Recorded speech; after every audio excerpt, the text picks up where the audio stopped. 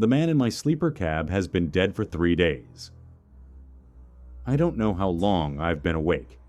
The lines on the road blur together, and the hum of my engine is the only thing keeping me sane. But every time I glance in my side mirror, I see him, slumped in the darkness of my sleeper cab.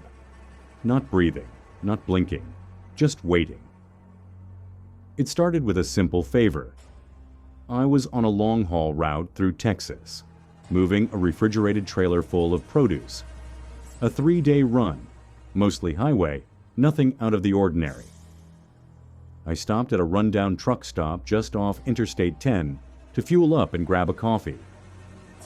That's where I met him. An older guy, maybe late 50s, dressed in a tattered denim jacket and a baseball cap so faded I couldn't make out the logo. He looked tired. "You headed west?" he asked, his voice hoarse. I normally don't pick up hitchhikers. Too many bad stories. But something about him seemed off. Not dangerous, just wrong. Still, against my better judgment, I nodded. "Yeah, got a long haul ahead. Where you headed?" "Just down the road a bit, if you don't mind the company." Something in me screamed, "Don't do it." But my mouth moved before my brain could stop it. "Yeah, all right, hop in." He climbed into the passenger seat, settling in like he belonged there. He didn't have a bag, no phone, no smell of cigarettes or booze, just an odd stale scent, like old motel sheets. For the first hour, we didn't talk much. Every now and then, I'd glance over at him, but he never moved, never shifted in his seat, never even blinked. At some point, I asked, "So, what's your name?" A long silence, then softly, "Don't remember." I let out a nervous laugh, hoping he was joking, but his face didn't change. I turned my eyes back to the road, gripping the wheel a little tighter. After about 2 hours, I pulled over at a rest stop, just a small parking lot with a few vending machines and a dingy bathroom. I needed to stretch my legs, maybe grab a soda. "Be right back," I told him. He just nodded. I stepped outside, breathing in the cool night air. The rest stop was deserted, just me and the distant hum of the highway. I took my time, walked around, used the bathroom.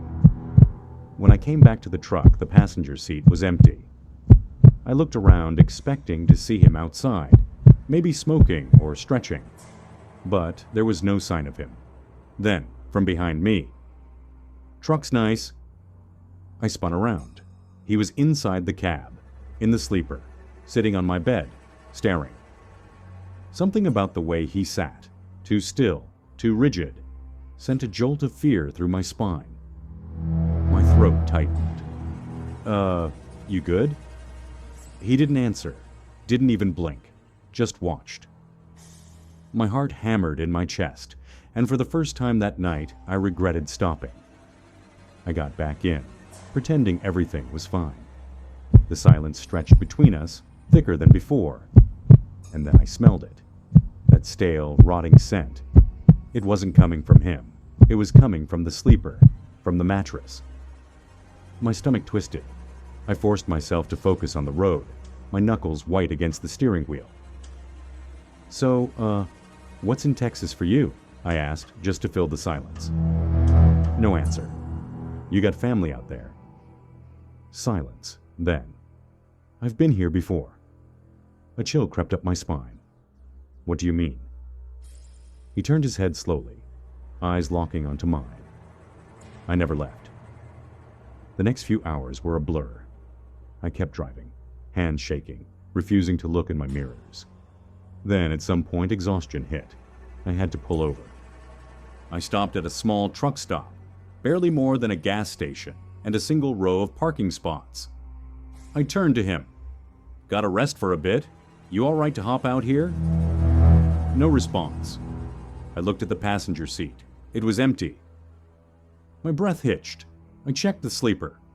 And there he was, lying on the bed, eyes open, arms folded over his chest, like a corpse in a casket. My stomach dropped. My hands felt cold. I needed to get out, I needed to leave. I grabbed my phone, my fingers trembling as I hit 911. 911, what's your emergency? I swallowed hard. I think there's a dead man in my truck. Silence. Then the operator's voice, flat, toneless. Where are you, sir? I gave them my location, glancing back at the sleeper. He hadn't moved, hadn't breathed. The operator's voice crackled through the line. Sir, please stay on the line. We're sending someone out. I exhaled, relief washing over me. Then, Sir? Yeah? Are you alone in the truck? My heart stopped. I turned my head, ever so slightly. The passenger seat wasn't empty anymore. He was there, smiling. The phone went dead. The last haul. I don't remember the next few minutes. I remember running.